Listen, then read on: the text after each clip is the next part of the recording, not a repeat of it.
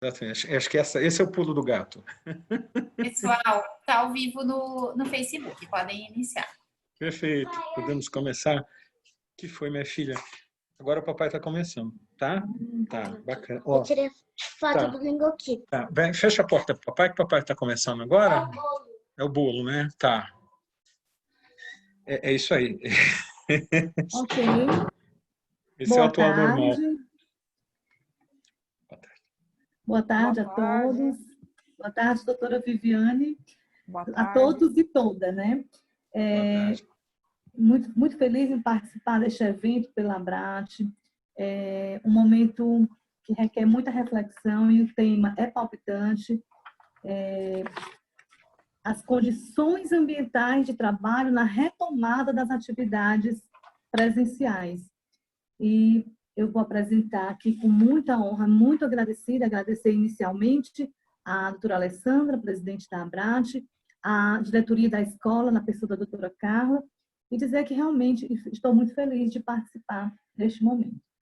Nossos convidados que vão falar hoje são o doutor Carlos Eduardo Ferreira Domingues, auditor fiscal do trabalho, médico do trabalho, mestre em saúde pública pela ENSP Fiocruz, participou na elaboração da portaria conjunta número 20. Parabéns, que bom. E, em seguida, falará a doutora Viviane de Jesus Forte, engenheira de segurança e auditora fiscal do trabalho e mestre pela Faculdade de Saúde Pública pela Unesp. E, ao final, falará o doutor Antônio Rodrigues de Freitas Júnior, professor da Faculdade de Direito da USP e advogado em São Paulo. Então, esse tema, como eu já falei, ele é muito relevante, é necessária essa discussão e o esforço e o conhecimento de ambas as pessoas envolvidas que vão fazer parte desse cenário, empregados, gestores, fornecedores. E eu não vou me alongar, porque o tempo de live é muito curta, e eu vou passar a palavra inicialmente para o doutor Carlos Eduardo. Já estamos, já fez a transferência aqui? Sou eu que estou interrompendo aqui. Eu ia sugerir à doutora Noélia para a gente ter a memória desse encontro, que comece a gravação, se todos concordarem. À direita embaixo aqui. Record. Já está sendo gravado. Já está sendo, obrigado. Ótimo. Isso. Desculpa. Bom, boa tarde a todos. Como já foi apresentado, meu nome é Carlos Eduardo, sou médico e auditor fiscal do Ministério do Trabalho e tenho trabalhado aí nos últimos anos na elaboração de normativos pelo Ministério do Trabalho. Eu não sei se a minha imagem está aparecendo. Sim. Aqui está como símbolo da Abrat só para mim, mas tudo bem. Bom, em primeiro lugar, eu gostaria de agradecer a oportunidade e o convite que nos foi feito para participar desse evento. Nós temos o maior prazer e orgulho de participar disso, porque essa é uma associação muito importante e é uma boa oportunidade de nós conversarmos com alguns colegas com os quais não temos contato diário. E é importante que eles entendam como essas normas, tanto essas portarias mais recentes, como outras orientações que nós fizemos nos últimos meses a respeito da Covid, como que essas normas são elaboradas e qual o intuito nosso com isso. E um primeiro recado claro, né? Nós estamos abertos à sociedade como um todo para sugestões, para troca de informação, isso é fundamental. E uma oportunidade como essa certamente vai nos ajudar nesse sentido também, né? Eu vou fazer uma apresentação rápida, então, sobre uma parte da NRI, da portaria conjunta número 20, e vou deixar uma parte para a minha colega, para a doutora Viviane, fazer o restante da apresentação, ok? Então, eu vou já mostrar para vocês aqui a minha primeira... Eu só peço que me confirmem se vocês estão vendo a minha apresentação. Estão vendo? Sim, Cadu. Tá ótimo, então.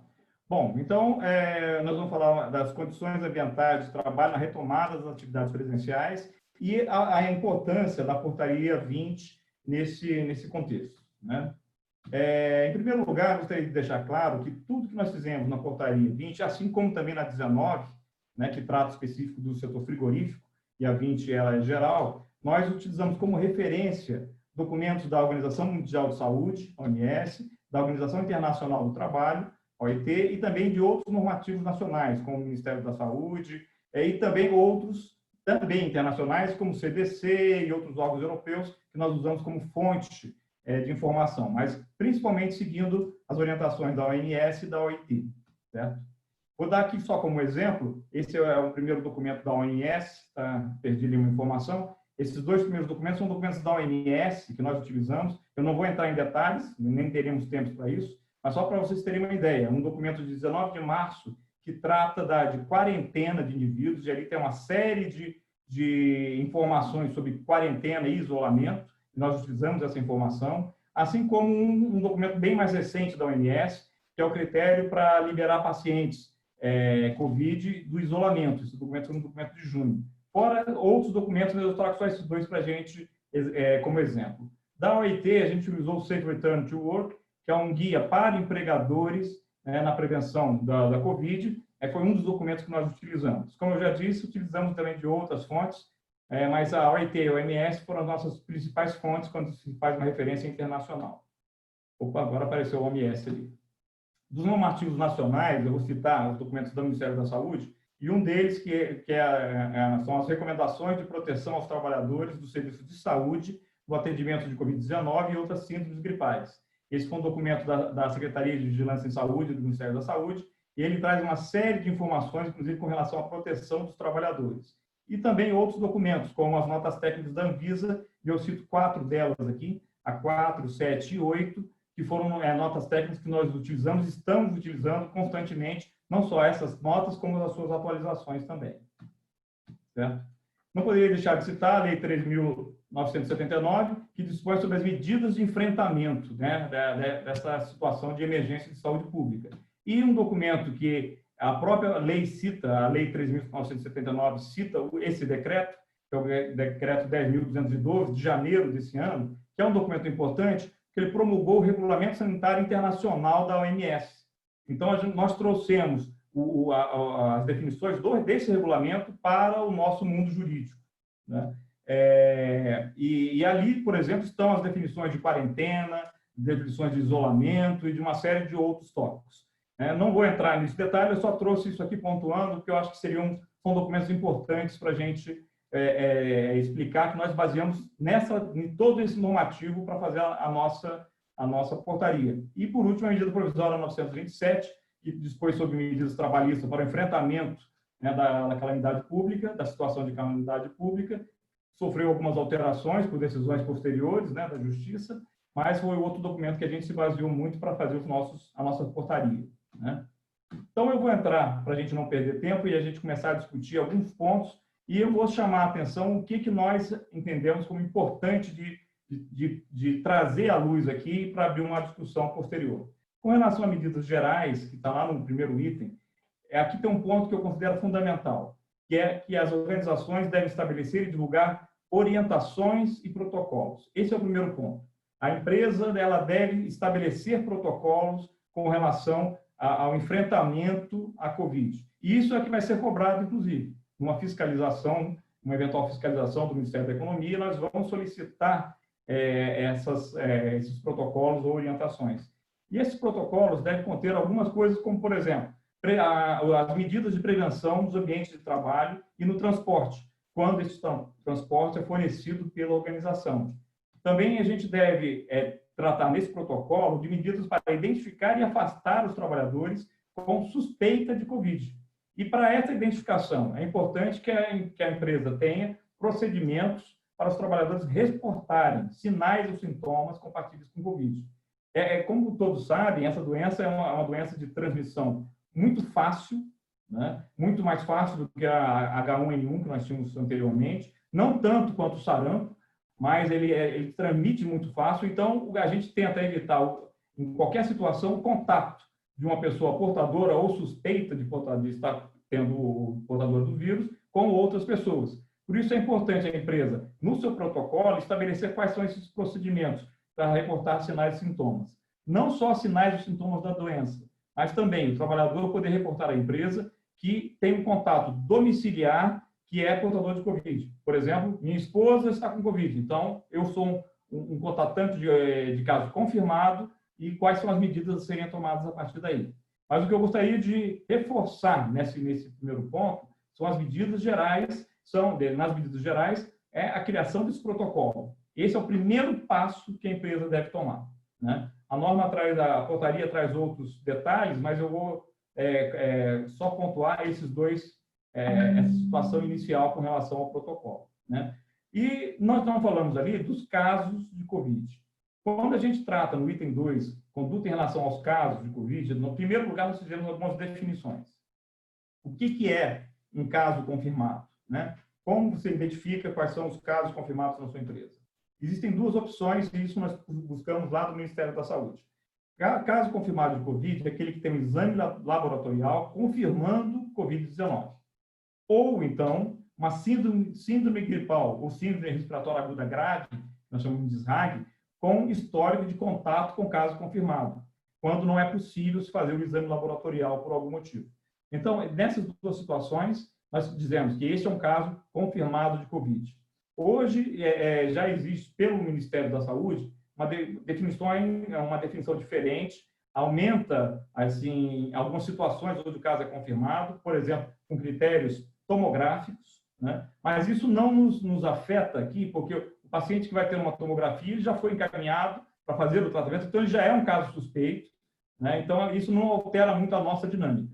E aí, foi até bom eu falar sobre isso, que eu vou fazer um parênteses aqui, que é o seguinte: essas normas estão sendo construídas enquanto nós aprendemos o que é Covid, né? As coisas mudam o tempo todo, informações técnicas, definições estão mudando, e algumas, como essa, por exemplo, quando nós definimos caso confirmado para elaborar essa portaria, o Ministério da Saúde ainda não tinha feito essa sua revisão. Então, por isso que entraram só esses dois itens aqui, né? Como já disse, isso não altera muito a questão do mundo do trabalho, essa questão do diagnóstico por tomografia, né? Isso é mais uma questão de vigilância para confirmação de caso. Por enquanto, isso nos deixa satisfeitos com essa definição. Além de caso confirmado, nós temos, então, o que é os casos suspeitos, né? E o que é o caso suspeito? É um quadro respiratório agudo com um ou mais dos sintomas: febre, tosse, dor de garganta, coriza e falta de ar. Outros sintomas também estão associados e têm uma especificidade muito grande. Por exemplo, a ageusia, que é perda do olfato, perda do paladar, e também a perda do olfato. Esses dois quadros, eu não vou citar nomes técnicos, porque não vem ao caso, perda do olfato e perda do paladar são sintomas muito associados ao Covid e que também estão presentes nesses casos agudos. Mas, para a caracterização do caso suspeito, os principais sintomas ou sinais: febre, tosse, dor de garganta, coriza e falta de ar. Um trabalhador que tenha esse quadro, ele passa a ser um caso suspeito. Qual a conduta nesse caso? Vamos discutir um pouquinho mais à frente. E uma outra definição importante é de contatante, tanto contatante de caso confirmado, como contatante de caso suspeito de Covid.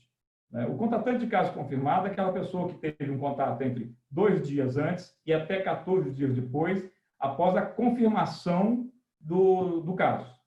E o contatante de caso suspeito é aquele que teve contato 2 dias antes e até 14 dias após o início dos sintomas que levaram a ser classificado como caso suspeito. Mas qualquer contato, como é isso, né? A norma, a portaria traz isso de forma muito clara, e isso a gente trouxe lá da OMS também. 2 dias antes ou 14 dias após a confirmação, os sintomas, se esse trabalhador tiver contato durante mais de 15 minutos, a menos de 1 metro de distância. Então, eu trabalho com uma pessoa que fez o teste e é Covid, está com Covid, né? Mas eu não trabalho a 1 metro de distância dela.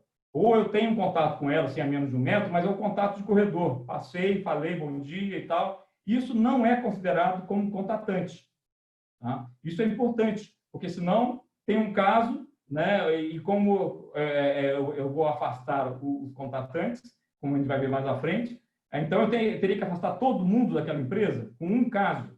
Não, né? Só se houve esse contato com mais de 15 minutos a menos de 1 metro de distância. Ou então, se permaneceu a menos de 1 metro de distância durante o transporte. No caso, por exemplo, que o transporte seja fornecido pela empresa. e um dos trabalhadores que estavam ali dentro confirma com o caso Covid, por exemplo, e eu estava a menos de 1 metro dele. Então, isso também é considerado como contatante. Ou, no caso domiciliar, né? Como eu citei como exemplo, uma esposa está com Covid e se o marido dela compartilha o mesmo ambiente domiciliar, portanto, ele é um contatante de caso confirmado. Mesma coisa para os suspeitos. Mas aqui tem uma diferença fundamental que tem gerado algumas discussões a respeito da conduta do contatante do caso confirmado e o contatante do caso suspeito, né? Nós vamos falar e abordar isso a partir de agora. O que a portaria traz é que a organização deve afastar imediatamente os trabalhadores das atividades laborais presenciais por 14 dias nas situações que nós vamos descrever abaixo.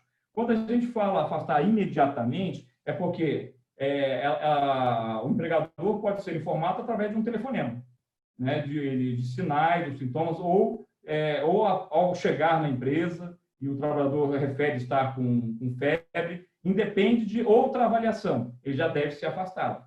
Em quais situações? Primeiro, no caso confirmado, seja por laboratório, naquela situação que nós descrevemos em cima. Todo trabalhador, caso confirmado de Covid-19, deve ser afastado por 14 dias. Outra situação são os casos suspeitos, né? São aqueles que têm a síndrome gripal, não têm a confirmação, e eles devem, então, ser afastados também por 14 dias, né? Aqui tem até uma coisa importante, que eu não vou entrar em detalhes, mas existe a possibilidade de você fazer o retorno antecipado desse caso suspeito antes dos 14 dias. Seria fazendo o exame laboratorial, dando negativo por um método específico, que é o PCR, e estando por 72 horas sem sintomas. E aí ele poderia ser retornado antes dos 14 dias. Ou, se a empresa optar, ele fica afastado pelos 14 dias e retorna ao final disso, né? E outra situação que deve haver um afastamento é o contatante de caso confirmado. Somente o contatante de caso confirmado de Covid é que deve ser afastado. O contatante daquele caso suspeito, que é a linha B, que nós colocamos em cima, ele não deve ser afastado. Na minha empresa, por exemplo, chegou um trabalhador com quadro gripal e eu vou falar, olha, você vai ser afastado por 14 dias. Os contatantes deles, colegas dele, que têm contato a menos de 1 metro e tal, eles devem ser observados e acompanhados rigorosamente, para, no caso de apresentar algum sintoma, serem afastados. Mas não há necessidade do afastamento desses trabalhadores, certo? Uma outra definição importante é com relação ao grupo de risco, né? O grupo de risco, nós destacamos a importância de se tomar maiores cuidados com esses trabalhadores, por eles serem suscetíveis de terem casos mais graves dessa doença. Aqui está a lista que está lá na portaria, eu nem vou entrar em detalhes dela, mas a portaria hoje consta com essa lista de situações, né? Além do que está faltando aqui, a questão da idade de mais de 60 anos. Essa lista aqui, ela foi já alterada pela saúde. Exemplo, o último item ali, gestante de alto risco, na época era só gestante de alto risco, que era considerado de grupo de risco, mas hoje já se considera gestante como um todo e lactentes também. Então, isso vai ser revisto em breve, né? E nós devemos fazer uma referência à portaria do Ministério da Saúde que traz as atualizações disso, ao invés de nós ficarmos atualizando, né? E isso surgiu algumas dúvidas, como vocês podem ver ali, imunodeprimidos. Quem é imunodeprimido? É quem tem uma doença que causa imunodepressão ou faz uso de algum medicamento que leva à imunodepressão. Então, isso gerou mais dúvidas, né? E nós, então, estamos simplificando. Vamos fazer uma referência ao documento da saúde que trata desse tema, né? Eu vou fechar essa questão da discussão sobre afastamento e provavelmente vão surgir aí alguns questionamentos que a gente possa, mais à frente, discutir um pouco isso, se for necessário. Vou tratar de um outro tópico que é muito simples, higiene das mãos e etiqueta respiratória. Isso está colocado na portaria, isso já todos já sabem, e a empresa deve, até a obrigação de orientar sobre isso, sobre higienização frequente e correta das mãos, seja a higienização com água e sabonete, ou a higienização com álcool gel a 70%, evitar tocar superfícies com alta frequência de contato, e mais à frente a Viviane vai falar sobre a limpeza, a higienização dessas superfícies, evitar tocar o rosto, né, boca, olhos, nariz, e praticar a etiqueta respiratória, que é cobrir a boca quando você tosse ou espirra, usando um lenço ou usando um antebraço, como todos já conhecem. Isso está colocado lá na portaria como uma obrigação para a empresa orientar os seus trabalhadores, né? A Viviane vai tratar de outros assuntos relacionados ao meio ambiente. Eu vou tratar só de mais um assunto aqui, que é um assunto bastante polêmico, que é a questão de medidas para a retomada da atividade, que é o que nós estamos vivenciando hoje. O que nós estamos solicitando? Que essa retomada seja feita com alguns cuidados. Em primeiro lugar, a organização deve assegurar que as medidas de prevenção descritas na portaria e em outras, caso existam outras orientações, como, por exemplo, já existem algumas orientações do Ministério da Economia para alguns setores, por exemplo, farmácia, supermercados, já existem outras, né? O empregador tem que garantir que essas medidas de prevenção estão sendo aplicadas na sua empresa. Um outro ponto importante é fazer a higienização e a desinfecção do local de trabalho, áreas comuns e também veículos, no caso de serem utilizados veículos na empresa. Antes de reiniciar as atividades, a empresa deve fazer essa higienização. Um ponto que a gente considera fundamental é reforçar a comunicação com os trabalhadores. Até porque a empresa fez um protocolo, né, como a portaria pede, e lá, quando a gente fala em divulgar esse protocolo ou orientações para os seus trabalhadores. É fundamental que o trabalhador saiba que, se ele tiver tosse, esse pode ser um sinal de um sintoma relacionado à Covid e que ele vai ter que, então, informar em sua empresa. Isso é fundamental. A empresa é fundamental que os trabalhadores tenham essa consciência. E também tenham ideia da gravidade da doença e quais são os pontos principais com relação à prevenção. Esse reforço da comunicação é fundamental. E, por último, não por último, mas uma coisa que também consideramos muito importante nessa retomada é fazer a triagem dos trabalhadores. Por quê? Aquele estabelecimento estava fechado, estava parado. Os trabalhadores retornando. Casos confirmados de Covid, né, é óbvio, eles não vão poder retornar imediatamente. Eles têm que ter guardados 14 dias de quarentena. Então, você precisa saber, tem algum caso entre os meus trabalhadores confirmados de Covid? Tem algum caso suspeito? Ou seja, tem algum trabalhador que está com febre, está com tosse, ou começou há 2 dias com febre, ou uma semana atrás estava com tosse e dor no corpo, que são sintomas compatíveis, e esse trabalhador não vai poder retornar. Ele vai ter que entrar na quarentena. Eu não disse lá atrás, mas como é que você conta essa quarentena, né? Você conta a partir de 14 dias, a partir do início dos sintomas, quando você tem sintomas. Ou, se você não tiver sintomas, mas tiver o resultado de um exame, a partir da data da coleta daquele exame. Então, você vai ter que identificar entre os trabalhadores que estão retornando se existe uma situação dessa.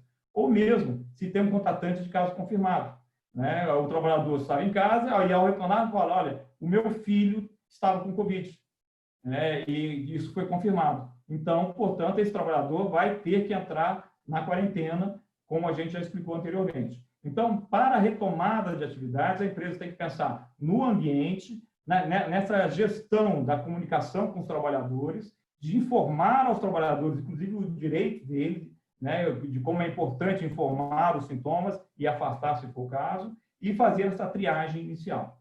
Isso é fundamental para o retorno da atividade. E, por último, que eu vou tocar num ponto que também tem gerado bastante controvérsia, é com relação à testagem em massa de trabalhadores.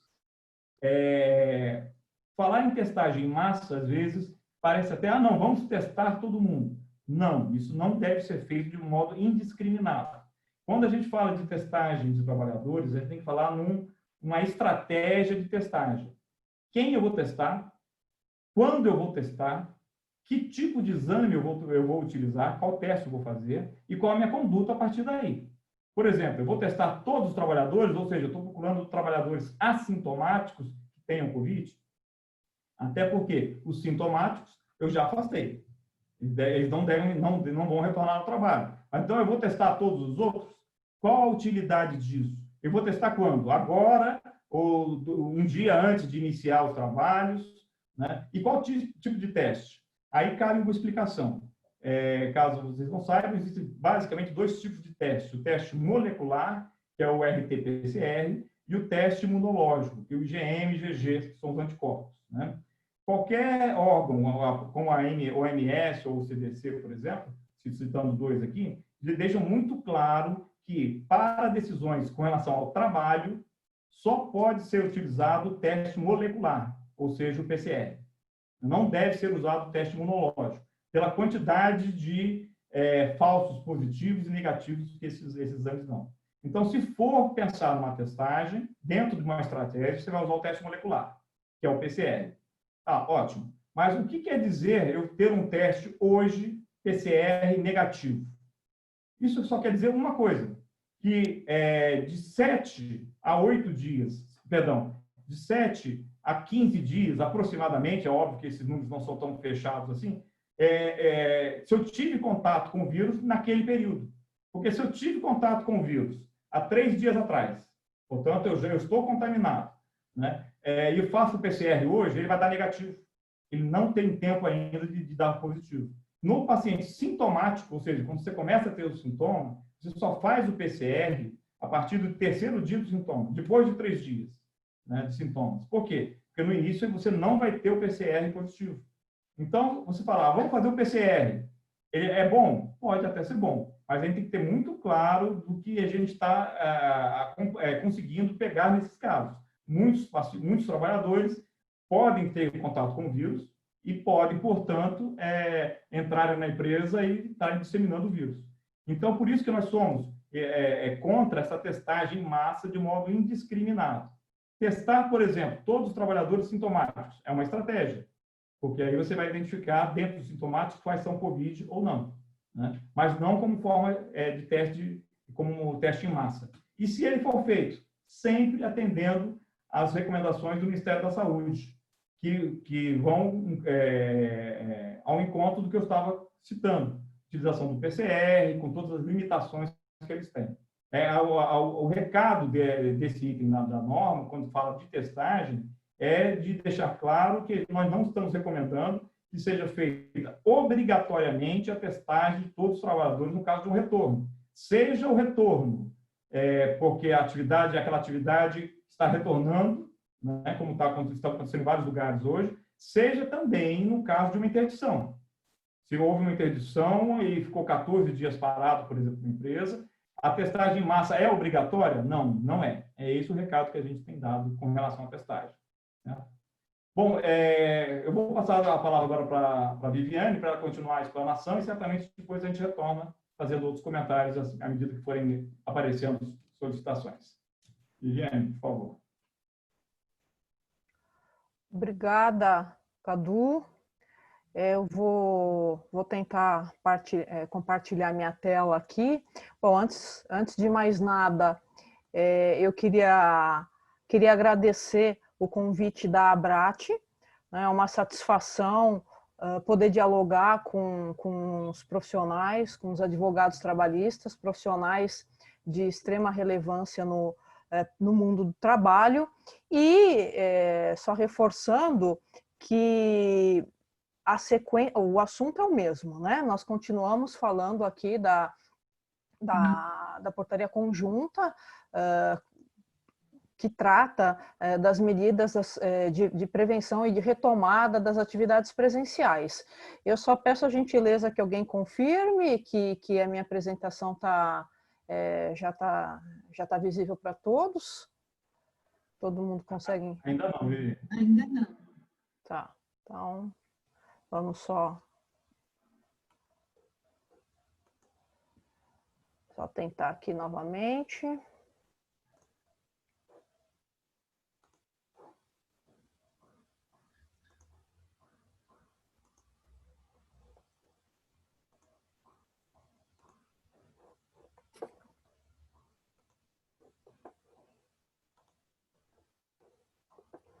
Ainda não? Não. Tá, então vamos lá. Enquanto a doutora Viviane localiza o material, eu acrescento, doutor Carlos, que realmente nós temos uma grande responsabilidade pela frente, todos, né? Com relação a esse cuidado. Principalmente as empresas de se adequarem para conseguirem promover essas condições de higienização e cuidados na saúde. E eu ainda tenho um olhar com relação a isso, que de agora em diante, se esses cuidados permanecerem, evitarão até outras doenças ocupacionais, né? Pronto, doutora Viviane, seu material está aqui. Agora sim, né?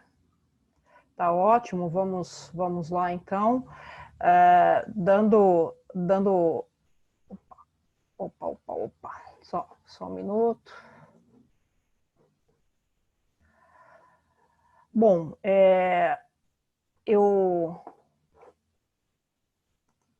Só mais um minutinho.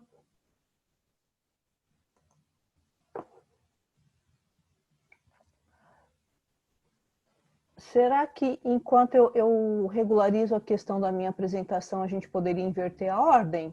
Só para eu localizar aqui a minha apresentação, o professor Freitas puder falar, eu já localizo aqui a apresentação na sequência. Tudo Sigo bem, então, mas eu dona Ana? tô... Posso seguir então? Pode, doutor Rodrigues. Bom, boa tarde a todos. É uma alegria estar aqui no evento da ABRAT. E eu, pela apresentação anterior do Dr. Carlos, eu já aprendi bastante e algumas das dúvidas e inquietações que eu tive na minha leitura jurídica e não médica nem de engenharia do trabalho, eu havia registrado aqui nos meus apontamentos. Na verdade, eu tenho mais questões e eu quero começar louvando a iniciativa e louvando a qualidade técnica do trabalho, que isso é perceptível.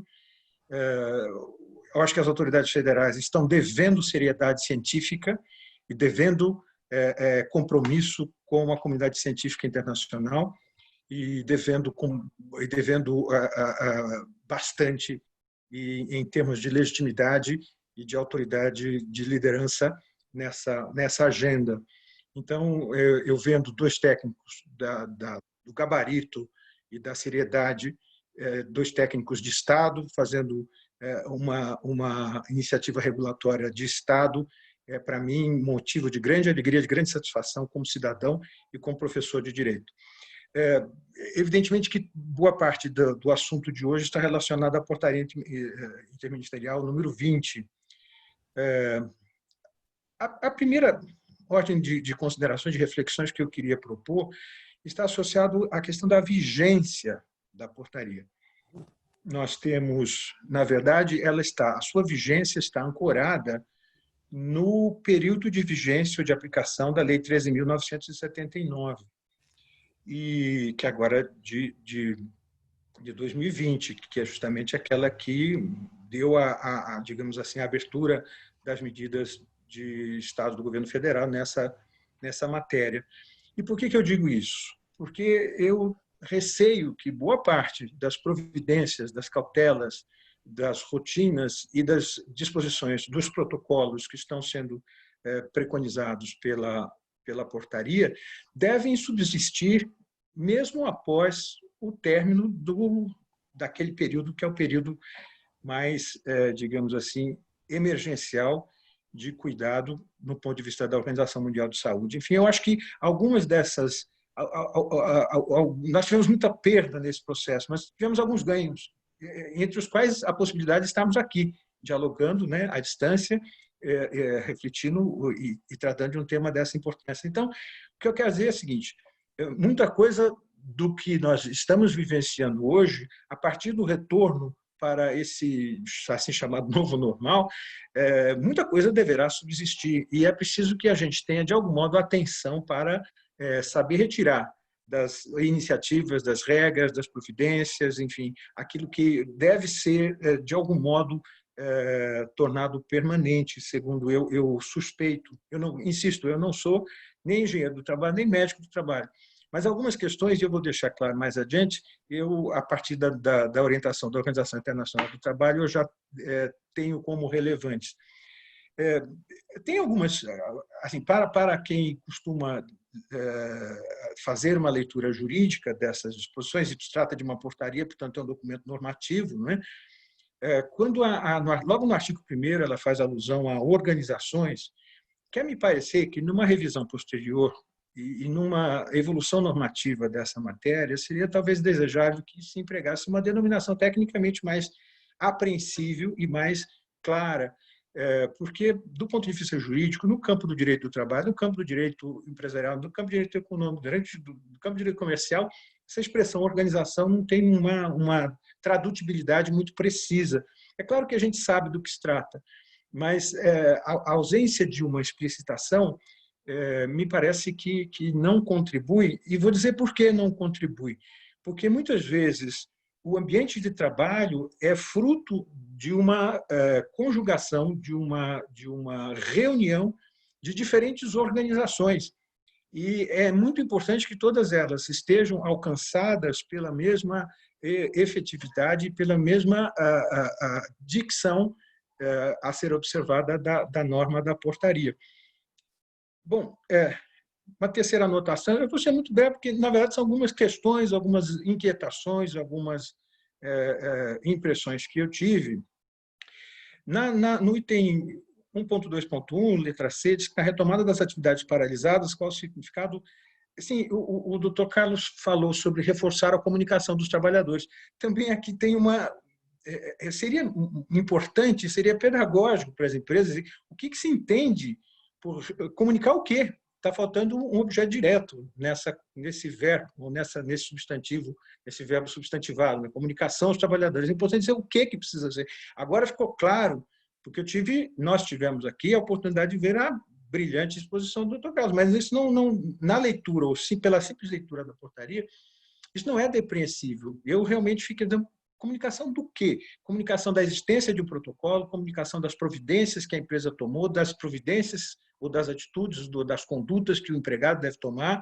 Comunicação é um termo muito amplo e talvez fosse desejável explicitar numa revisão dessa norma. Depois eu tenho aqui, eu vi referência à convenção coletiva, as normas da convenção coletiva, quando mais exigentes, em observância ao princípio até mesmo da cautela, sim, eu vi essa alusão, vi a alusão à CIPA, mas eu quero dizer que talvez aí esteja um cacuete de quem está sempre muito referenciado na OIT. Faltou alguma previsão, alguma indicação, alguma recomendação de que as empresas, enfim, as tais organizações, elas busquem aperfeiçoar e recolher elementos e construir uma mudança cultural no comportamento do trabalhador no ambiente de trabalho através dos sindicatos de trabalhadores.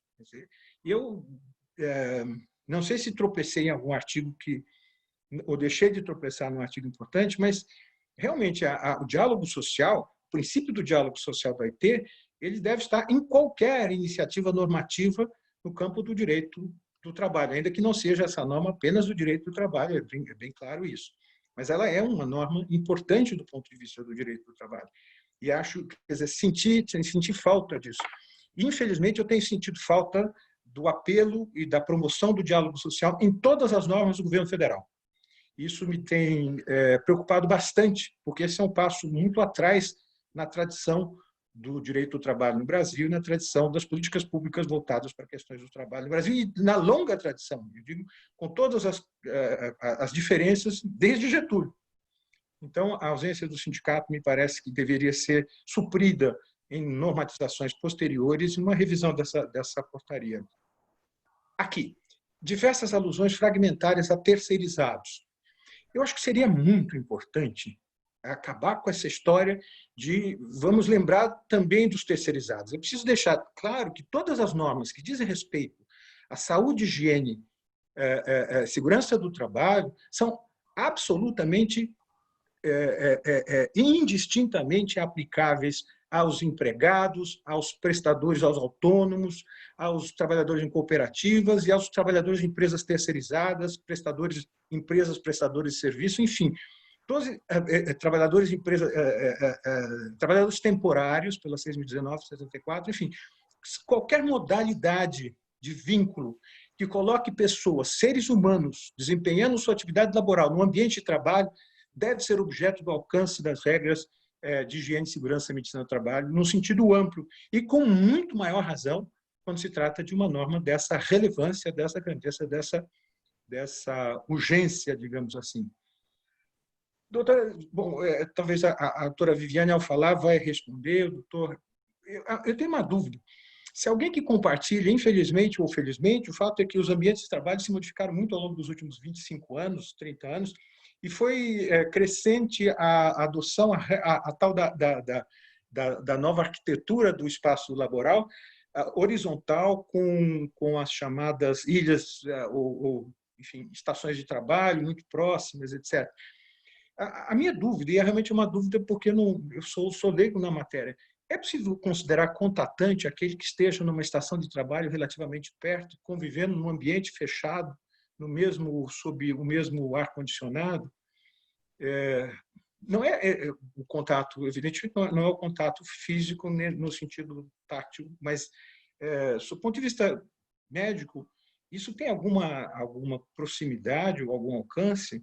Porque quem conhece alguns ambientes de trabalho, especialmente escritórios, call center, essa coisa, ela chega a ser promíscua a pequena distância desses trabalhadores. Depois, sim, só para concluir agora, eu queria partilhar com os amigos aqui uma inquietação que eu tenho também relativa ao tema do nosso encontro, que é a retomada do trabalho.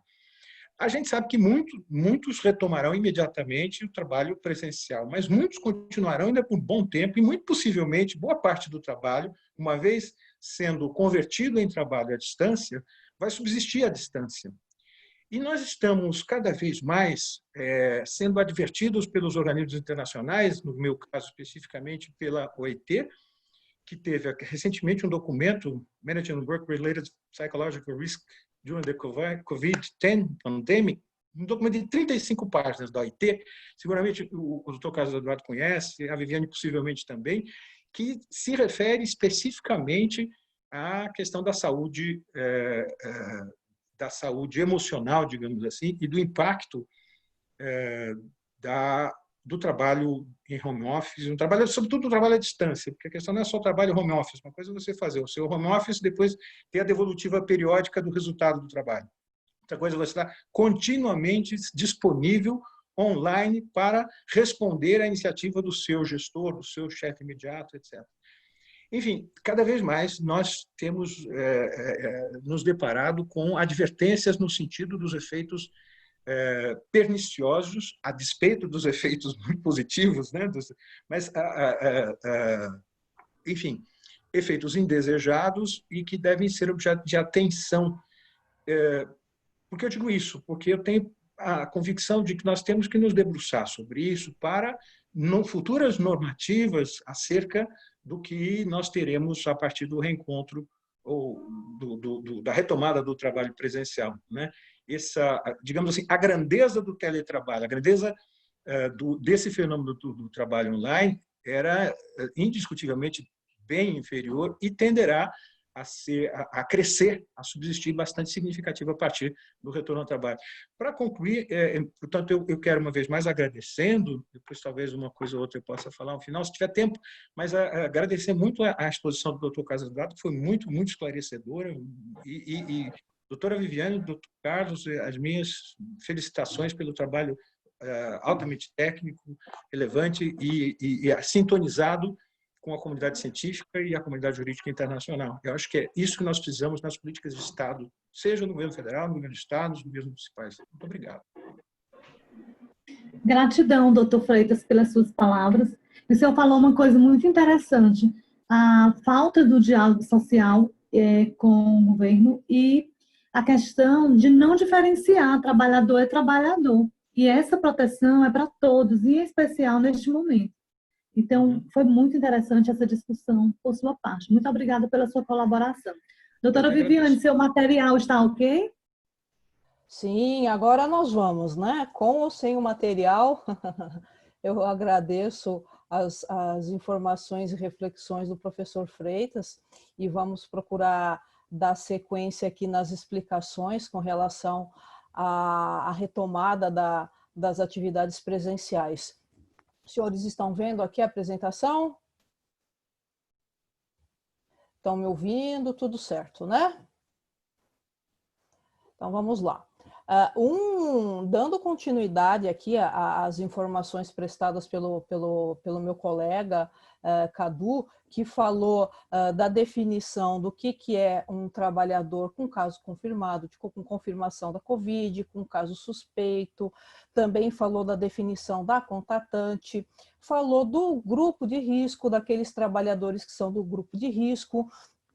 E um aspecto que é muito importante nessa questão do combate ao coronavírus é o distanciamento social, né, nos estabelecimentos laborais, locais de trabalho. Então, o que nós estamos falando aqui? Nós estamos nos referindo à necessidade, né, dada a natureza dessa crise, que é uma crise de saúde pública, onde o vírus está em todos os ambientes, em todos os locais, inclusive os de trabalho, de promover o distanciamento físico entre as pessoas, entre os usuários, entre os clientes, entre os trabalhadores, entre si de uma empresa.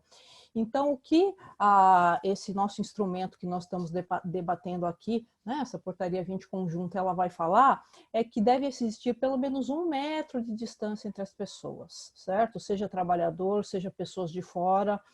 Por quê? Porque essa proximidade, se eu tenho eventualmente, né, um trabalhador ali assintomático e que está com a doença, essa proximidade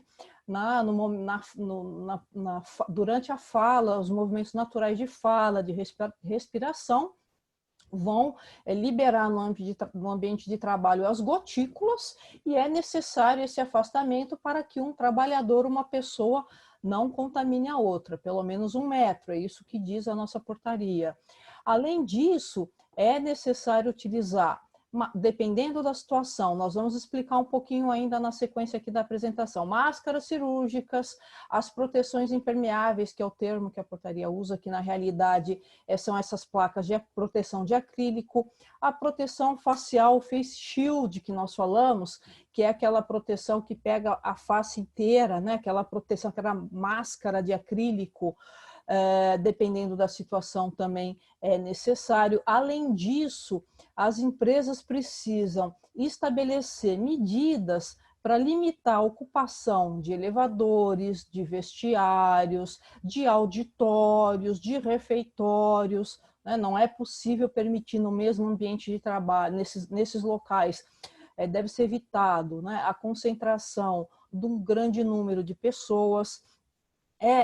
Em locais onde possa haver acúmulo de pessoas, formação de fila, é necessário que se faça a marcação de solo para garantir o distanciamento de ao menos 1 metro entre as pessoas. É necessário também estabelecer outras estratégias, como cones, fitas, para estabelecer, né, a distância ali entre o público e o balcão. São todas medidas, né, que proporcionam essa distância que tem que haver entre as pessoas. Mas essas aqui são medidas de ambiente, reposicionar cadeiras, bancos, assentos, de maneira a garantir esse afastamento. Mas nós temos as medidas também de cunho administrativo, né, que são distribuir, que correspondem a distribuir os trabalhadores ao longo do dia, aonde for possível, fazer escalas entre esses trabalhadores de revezamento, aonde for possível, estabelecer o trabalho remoto, o teletrabalho, intercalar os trabalhadores que vão presencialmente, os trabalhadores que ficam em trabalho remoto. Isso são medidas essenciais e muito importantes, tanto no ambiente de trabalho como de organização, para evitar, prevenir, né, o acometimento da doença entre os trabalhadores. O Cadu falou já um pouquinho, né, de etiqueta respiratória, de higienização de mão, mas também a gente precisa ter a higienização dos locais de trabalho. Então, é necessário, essa é uma crise sanitária. Então, os empregadores precisam aprimorar, né, fazer a limpeza com mais frequência, sempre que tiver uma troca de turno ou quando chegar um trabalhador diferente num posto. Então, nessas situações, é necessário promover a higienização, é necessário aumentar a frequência da higienização em locais que existe muito contato, como corrimãos, botões, mesas, máquinas de débito e crédito. Então, esses locais onde existe muita, né, muito contato, também é necessário um cuidado especial com a higienização, bem como talvez uma das medidas mais relevantes, né? Onde for possível, aonde a característica da edificação e daquele ambiente permitir, promover uma ventilação natural, né? Evitar o ar condicionado. Então, aonde eu posso usar? Tenho janela, abre, deixa a ventilação natural funcionar, e sempre que possível, né, evitando a recirculação daquele ar, promovendo a troca do ar. Muitas vezes, por uma questão de maior eficiência do sistema de refrigeração do ar-condicionado, por uma questão de diminuir, né, o gasto de energia, acaba havendo uma recirculação daquele ar que já está numa temperatura ajustada, que já está condicionado, né, que já está refrigerado. Mas, né, nesse contexto de Covid, nós temos que procurar trocar o ar do ambiente, né? Então, fazer a ventilação natural e trocar o ar do ambiente. Com relação aos trabalhadores do grupo de risco, né, que o Cadu já explicou quais são aquelas pessoas com 60 ou mais anos, são aquelas pessoas cardíacas, com problemas respiratórios, com as comorbidades.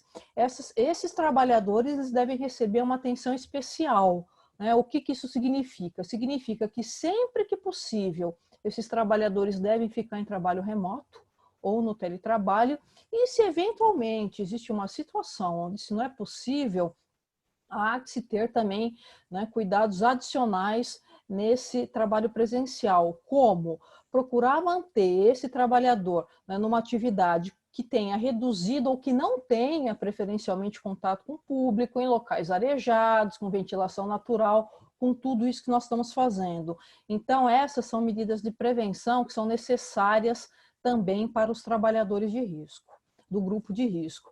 Bom, vamos lá. Equipamento de proteção individual, né, também é um aspecto muito importante para o enfrentamento da crise.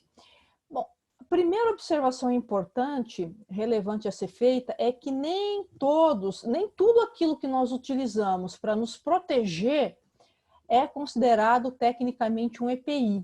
Então, um EPI, né, ele, para ser considerado um EPI, né, a definição e todos os requisitos que são necessários, eles estão na norma regulamentadora número 6, né, que é uma norma do trabalho, que pode ser encontrada nesse endereço que está aqui, enit.trabalho.gov.br, e lá é possível acessar a íntegra da norma, que vai explicar direitinho o que é um EPI.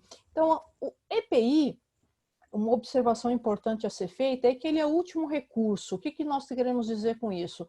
Primeiro, sempre que possível, devem ser implantadas as medidas de proteção coletiva. Então, vamos dar um exemplo do ruído.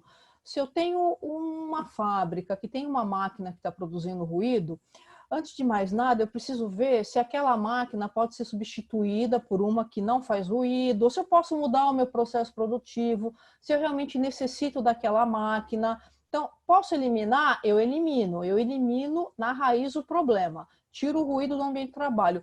Não é possível eliminar, eu preciso manter aquela máquina e ela gera ruído. Ora, eu vou então tentar evitar que esse ruído emane, né, ele seja propagado para o ambiente de trabalho. Eu vou enclausurar, eu vou fazer uma proteção que impede que aquele ruído, né, passe para o ambiente. Eu tenho algum problema técnico que não é possível enclausurar o ruído. Bom, então, aí a última alternativa é eu fornecer o protetor auricular para o trabalhador, que vai ter que usar, né, aquele protetor por 8 horas durante toda a sua jornada para não ter a perda auditiva. Nós todos estamos tendo a experiência de ter que utilizar, né, uma máscara de tecido, uma máscara de proteção, sempre que a gente sai no ambiente público. Então, nós estamos vendo, já é possível a gente imaginar o quão complicado é você utilizar, né, um dispositivo desse de proteção durante toda a sua jornada. Então, por diversas razões, o EPI é o último recurso, mas vamos lá. É necessário utilizar o EPI, é necessário utilizar a máscara.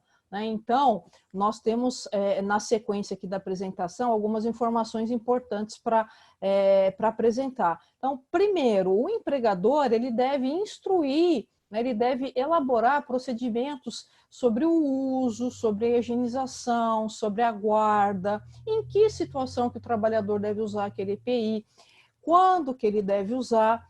Então, as empresas devem expedir uma série de orientações, isso é formal, né? O trabalhador ele tem que ser instruído, ou via EAD, ou presencialmente, né, de maneira ilustrada, para que ele use aquele equipamento.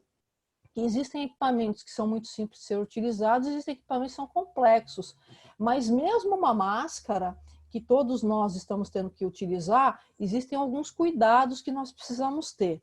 Então, a máscara cirúrgica ou máscara de tecido, que é o que todos nós estamos usando, elas não são consideradas EPIs.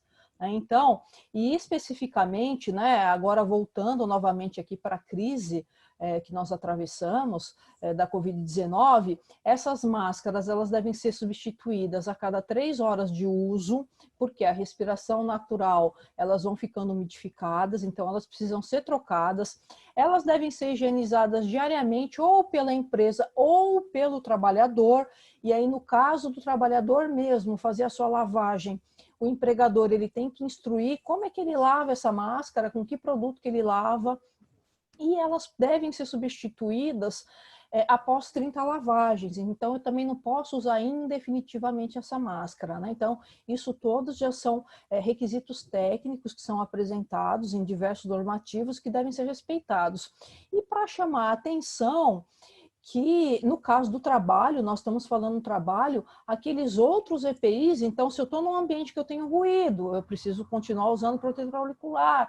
Se no meu ambiente eu tenho um produto químico, eu tenho ali um ácido, eu tenho que usar uma máscara com filtro para gases ácidos. Então, os outros riscos, eles não foram eliminados, não é? Eles estão ali convivendo com a Covid e eles devem, obviamente, continuar serem objeto ali de cuidado por parte dos trabalhadores e dos empregadores.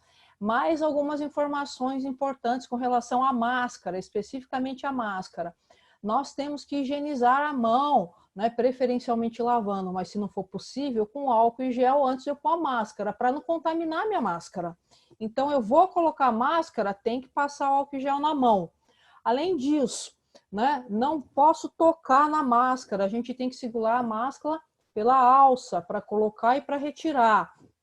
Durante o uso, também o que é uma coisa assim muito comum, a gente vê as pessoas o tempo inteiro ali colocando a mão na máscara, não pode, a gente está correndo o risco de contaminar, né? E de trazer aquele contaminante que eventualmente está na mão para o tecido da máscara e aquilo ir para a nossa via respiratória, né? Posicionar a máscara de maneira adequada. Eu não estou nem querendo fazer referência às pessoas que usam a máscara abaixo do nariz, não.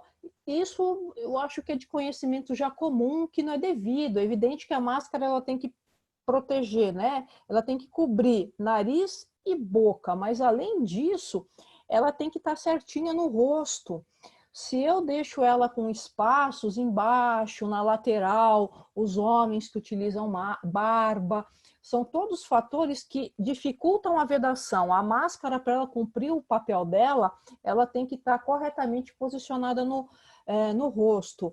E no caso de eu descartar a máscara, ó, veja, eu estou algumas horas, estou 3 horas com aquela máscara, ou por alguma razão ela sujou, eu tenho que descartar. Não se deve jogar a máscara direto no lixo, porque ela pode estar contaminada, ela está contaminada. Então, a gente tem que colocar num saquinho do supermercado, fecha ele e aí, sim, eu descarto para evitar a contaminação dos trabalhadores de limpeza, para os coletores de lixo urbano.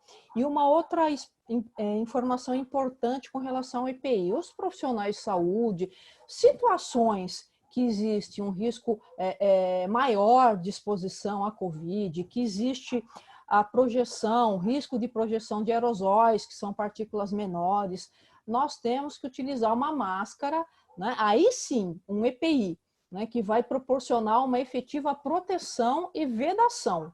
Então, essas máscaras PFF2, N95, que são equipamentos de proteção individual à luz da norma regulamentadora 6, ela veda, né? Então, a pessoa, o trabalhador que está com essa máscara, ele está num ambiente, ele está do lado de um paciente, por exemplo, um profissional de saúde que tem ali, que está tratando da COVID, que tem diagnóstico confirmado, e se ele estiver utilizando certinho, se a máscara estiver bem posicionada no rosto, se ele não contaminou aquela máscara dele, ele está devidamente protegido, porque existe uma contenção física ali, que aquela máscara não permite que aqueles contaminantes do ambiente ingressem pela via respiratória daquele trabalhador. E é por isso que ele tem que usar o óculos também, uma face shield, porque o vírus, o olho também é fator, também o fator de ingresso do vírus no organismo, porta de ingresso. Ao contrário da máscara de pano. A máscara de pano, ela não tem essa função. Ela protege, ela é muito mais uma proteção coletiva, né? Ela auxilia nessas estratégias, mas não é que a gente com máscara, eu estou devidamente protegido e se eu tiver exposição ali, que ela vai ser suficiente. Ela não é feita para isso, né? A máscara de tecido é uma máscara de pano. Então, são observações importantes com relação às máscaras e os equipamentos de proteção individual. E, por fim, né, refeitórios, vestiários, transportes. Nos refeitórios, a gente tem que evitar compartilhar, não pode ser compartilhado utensílios, garfos, talheres, eles têm que ser individualizados. Os temperos ali, o saleiro, o vinagre, né, também não podem ser disponibilizados, porque questões, qualquer coisa, né, que várias pessoas podem tocar é sempre um fator ali de risco de contaminação. Evitar o autosserviço no refeitório. O que é isso? Todo mundo se servindo. Por quê? Porque um coloca a mão na colher, vem um outro, pega a colher, vem um terceiro, vem um quarto, vem o quinto, né? Então, a orientação que se dá é que fique algum funcionário daquele refeitório servindo as pessoas, e todas as outras medidas que nós falamos anteriormente, o distanciamento de 1 metro, evitar aglomeração, tudo isso, por óbvio, tem que ser feito no refeitório, no vestiário. Né? No vestiário, orientações para desparamentação. O que é isso? Retirada da roupa, dos equipamentos de proteção individual, do avental. Então, o trabalhador tem que ser orientado porque é um momento crítico com risco de contaminação quando o trabalhador tira essa vestimenta que pode estar contaminada e a máscara é a última coisa que tem que ser retirada. No transporte, procedimento para identificar se aquele trabalhador não está com síndrome gripal, né, não está com tosse, não está com dor de garganta, não está com coriza, né? Aliás, o Cadu falou um pouquinho isso, e só reforçar, esse também é um fator importantíssimo, esses protocolos, né? A gente fica muito preocupado com medição de temperatura, mas todo mundo já teve algumas gripes na vida e nós sabemos quais são os sintomas da gripe. E é uma medida de proteção importantíssima evitar que esses trabalhadores que estão gripados e que nós não sabemos qual gripe né, se é um caso de Covid ou não, mas evitar tanto que esses trabalhadores adentrem no ambiente de trabalho e também no transporte, evidentemente, né, naquele caso dos empregadores que fornecem transporte. E por último, o SESMIT, CIPA, professor Freitas falou com muita pertinência aqui, né, desses institutos, falou dos sindicatos. De novo, nós vivemos uma crise, né, de saúde, uma crise de higiene, e os profissionais de segurança e saúde, os profissionais do SESMIT, os cipeiros, os técnicos de segurança, os engenheiros, os enfermeiros do trabalho, os auxiliares, são profissionais que detêm grande conhecimento, né, sobre todas essas questões e que são de extrema relevância para a orientação dos ambientes de trabalho. Né? Então, eles precisam mesmo ser envolvidos, eles devem orientar e conduzir, né, o empregador para a adoção dessas medidas. Já concluindo, o adoecimento, o acidente de trabalho ou a sua prevenção é um conjunto de medidas, não é uma medida só. Então, é tudo isso que que o Cadu falou, que nós estamos comentando, que eu estou comentando aqui, em conjunto, é que vai prevenir, né, a ocorrência da Covid. Então, o tratamento diferenciado para os trabalhadores do grupo de risco, é o distanciamento social, a distância de 1 metro, é o álcool em gel, é a higienização frequente dos ambientes de trabalho, são as medidas administrativas de organização da força de trabalho, esse conjunto, o fornecimento da máscara, a utilização correta da máscara, é só com esse conjunto de medidas, né, que nós vamos conseguir prevenir. Né? E para concluir agora de vez, de verdade, né, dizer que o tempo conta a nosso favor. Cada dia que passa, nós estamos mais perto da vacina, que é importantíssima, né, para a superação dessa crise. Então, essas medidas todas adotadas aqui pelo cidadão comum, pelos empregadores, pelos trabalhadores, é um dia mais próximo da vacina. Cada dia que passa é um dia mais próximo da vacina que nós estamos e é um dia mais próximo da gente deixar essa crise para trás. Então, isso é um investimento e é algo que é necessário e que é positivo para todos nós. Então, mais uma vez, eu agradeço a oportunidade e nós estamos às ordens para tirar as dúvidas que eventualmente apareçam. Muito obrigada.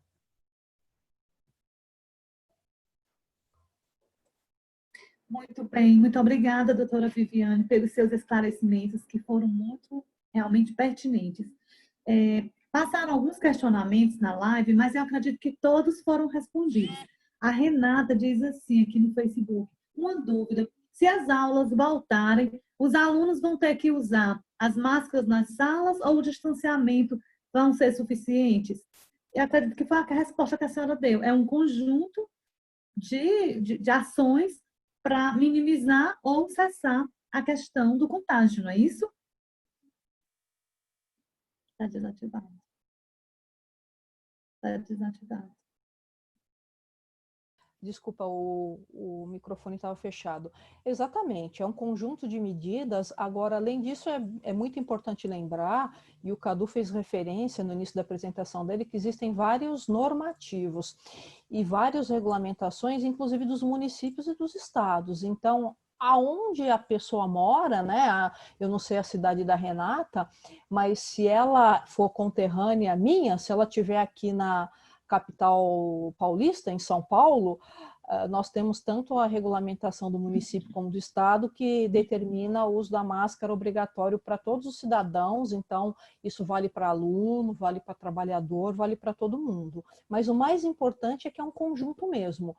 Procurar deixar distante, usar a máscara, tá com álcool em gel, lavar a mão, são essas coisas todas que têm que ser feitas em conjunto. Ok. Doutor Freitas, o senhor disse que ao final gostaria de dizer alguma coisa que o senhor gostaria de falar para a gente, para encerrar.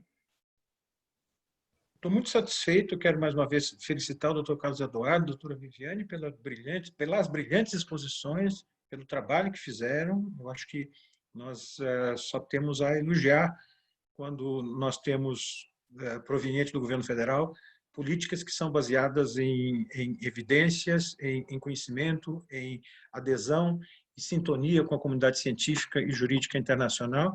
E nós vemos que quadros como o Dr. Carlos Eduardo, a doutora Viviane, do setor público, são realmente fatores digamos assim, de conforto e de entusiasmo cívico de todos nós aqui que estamos tão carentes de sinalizações convincentes do governo federal em matéria de Covid-19. Até agora, eu acho que nós sofremos muito.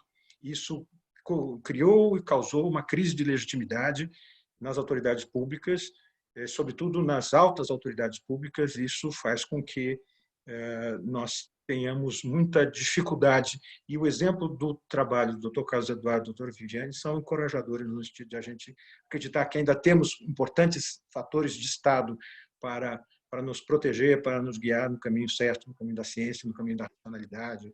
Muito obrigado. Muito obrigada a todos os nossos convidados. Saúde e segurança é realmente um eixo muito importante no meio laboral, sem dúvida nenhuma.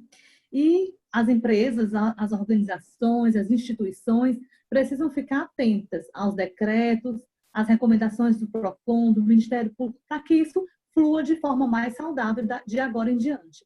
Precisamos da compreensão e a máxima capacidade de empreendedorismo das empresas e a nossa compreensão, a nossa empatia, mais do que nunca pelo outro. Eu agradeço imensamente aos convidados, agradeço à Abrat por estar participando nesse momento muito necessário para a sociedade e para a advocacia, com essas lives muito importantes e esclarecedoras. Agradeço à Escola da Advocacia e desejamos que a gente saia dessa com uma nova versão, né? Melhores do que estamos todos. Doutora Noélia, posso fazer um rápido comentário? Sim.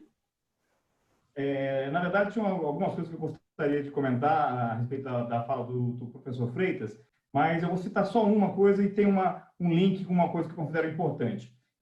A questão do diálogo social. Na parte de saúde e segurança do trabalhador, isso é um princípio que nós temos dentro da CIT, que é a Subsecretaria de Inspeção do Trabalho, de fazer a normatização sempre do modo tripartite. Nós somos até um exemplo que a própria OIT cita como tripartismo nessa área, né? E nós temos feito muito isso, temos exercitado muito isso através da CTPP, que é a Comissão Tripartite Paritária Permanente.